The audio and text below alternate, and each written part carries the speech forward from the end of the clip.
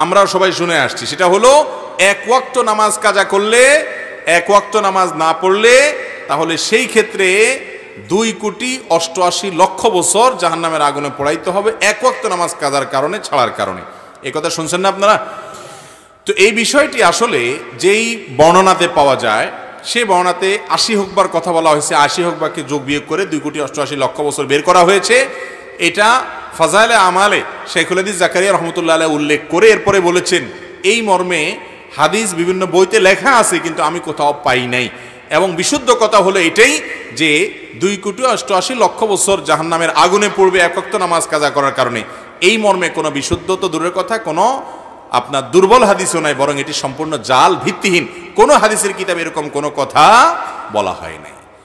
দেখুন, আপনি যদি এক ওয়াক্ত নামাজ কাজা করেন, মাত্র এক ওয়াক্ত নামাজ, এক ওয়াক্ত নামাজ কাজা করার কারণে আল্লাহ পাক রব্বুল আলামিন 2,88,00,000 বছর জাহান্নামের আগুনে আপনাকে পুড়তে হবে।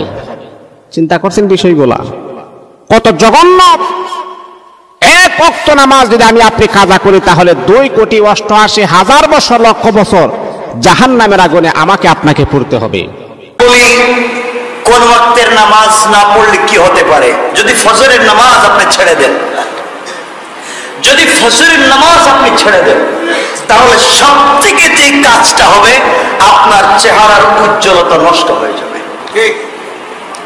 ফজরের নামাজ যদি আপনি ছেড়ে দেন, চেহারার উজ্জ্বলতা নষ্ট হয়ে যাবে। আপনি আস্তে আস্তে কিছু বুঝতে পারবেন না। আপনি তখন যত ধরনের ক্রিম আছে পৃথিবীর সব লাগাইবেন, দেখবেন কাজ হইতেছে। 2 নম্বর, জোহরের নামাজ যদি আপনি না পড়েন, তাহলে রুজির মধ্যে আপনার বরকত নাই, বাচ্চাদের রুজিতে বরকত নাই, পরিবারে বরকত নাই। 2 নম্বর, যদি জোহরের নামাজ না পড়েন, রুজিতে কোনো বরকত নাই। আপনি দেখবেন মাসে বেতন পাইছেন 30,000 টাকা, এই মাস শেষে দেখা যায় 35,000 টাকা ঋণ। 3 নম্বর, আসরের নামাজ যদি আপনি না পড়েন, শরীরের শক্তি কমে যাবে, আপনি দুর্বল মনে হবে, আপনি নিজেকে দুর্বল ভাববেন। কিরে দুর্বলতা পাচ্ছে কেন? মনে হবে আপনি আসরের নামাজকে ছেড়ে দিচ্ছেন। মাগরিবের নামাজ যদি না পড়েন, সন্তান আদি কোনোদিন দুনিয়ায় এবং আখিরাতে আপনার কোনো উপকারে আসবে না। মাগরিবের নামাজ যদি আপনি ছেড়ে দেন, বুখারী শরীফ থেকে বলছি, কিতাবুস সালাত, রাসূল পাক বলছেন, মাগরিবের সালাত যদি ছেড়ে দেন, সন্তান আদি দুনিয়ায় এবং আখিরাতে আপনার কোনো উপকারে আসবে না। ঈশার নামাজ যদি ছেড়ে দেন, আপনি নিদ্রায় শান্তি পাবেন না, নিদ্রায় তৃপ্তি পাবেন না, কোনো জায়গায় শান্তি নেই। 24 ঘন্টার 22 ঘন্টা ঘুমাইছে, ঘুম থেকে উঠে দেখবেন আবার ঘুম ধরতেছে। নামাজ আদায় করবে, এক অভাব অনটন তাদের মধ্য থেকে দূরীভূত করে দিবে। কি করে দিবে? অভাব অনটন তাদের মধ্যে দূরীভূত করে দিবে। কবরের আযাব থেকে আল্লাহ মুক্তি দান করবে। সুবহানাল্লাহ। হযরত হাফিজ হুজুর রাহমাতুল্লাহ আলাইহি একদিন তার শাগির্দরে বলতে গিয়া বলেন, দেখো কবর হচ্ছে প্রথম স্টেশন, এই প্রথম স্টেশনে যদি কেউ পার পেয়ে যায়, হাসরে তার জন্য সহজ হয়ে যাবে। সুবহানাল্লাহ। 2 নাম্বার হচ্ছে কি, নামাজির জন্য কবরের হিসাবটা কি হয়ে যাবে? সহজ হয়ে যাবে। 3 নাম্বার হচ্ছে ডান হাতে আমলনামা দান করবে নামাজি ব্যক্তিকে। সুবহানাল্লাহ বলি। 5টার মধ্যে 3টা কি? ডান হাতে আমলনামা দান করবে। 4 নাম্বার, পুলসিরাত বিজলির আকারে আল্লাহ তাআলা পার করে দিবেন। সুবহানাল্লাহ। এটা কাদের জন্য? নামাজিদের জন্য। কাদের জন্য?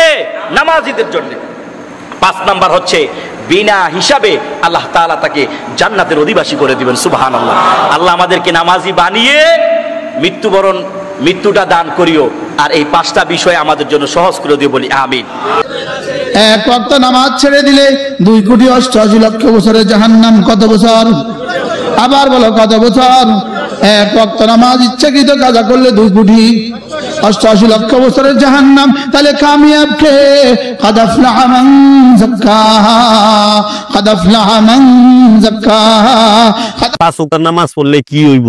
একটা স্যার দেখলাম, ফজরের নামাজ পড়লে মনে হয় চেহারা সুন্দর হয়, জোহরের নামাজ পড়লে বলে মাল পানি নাকি কি আহে, আসরের নামাজ পড়লে বলে কি থাকে না, এরকম ভাবে দেখলাম 5 ওয়াক্ত নামাজ পড়লে কি কি হইব না দিয়া দিছে। ওই ভাইলেন হুজুর, চেহারা সুন্দর হয়, হাফসি বেলাল কি বাবা, ফজরের নামাজ কি আমাদের দেশের মৌলবী সারা কম পড়ে? কালা মৌলবীর তো দলা হইতে দেখলাম না, ফেরেন লাভলি মাথার লাগে, ফেসিয়াল করার লাগে, এগুলা মানে যার যা মনে চাইতেছে দর্শনে বলতেছে। আর মৌলবীরা আজগবি শরীফ থেকে একটা হাদিস বানায় দিছে, এটা সমাজে প্রায় 1 ওয়াক্ত নামাজ কাজা করবেন 80 হুব্বা দুজকে জ্বলবেন। আর এই ওয়াক্তি নামাজের কথা কোরআনেই নাই। আর 80 হুব্বা দুজকে পড়বেন এটা কোন হানে আছে?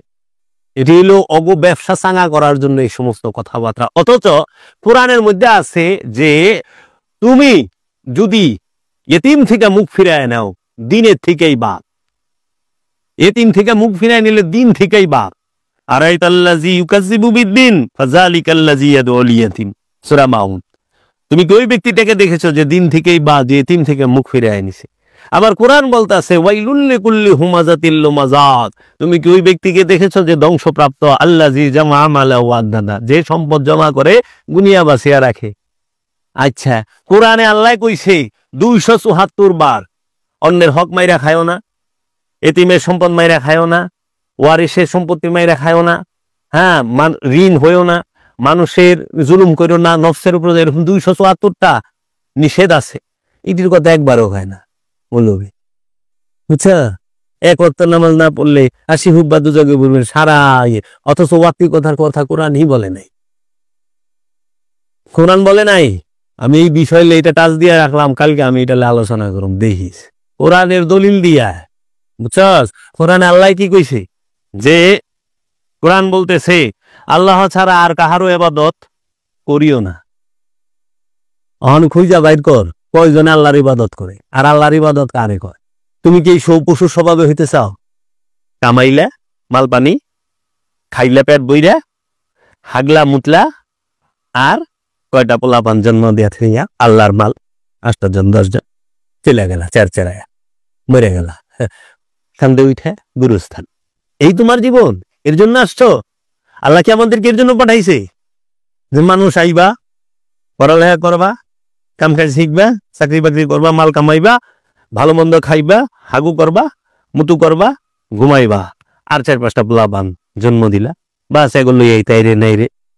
হেলায় হেলায় দিন বয়ে যায়, কালে নিল কেড়ে নিল কালে, আর কি হবে মানব জনম।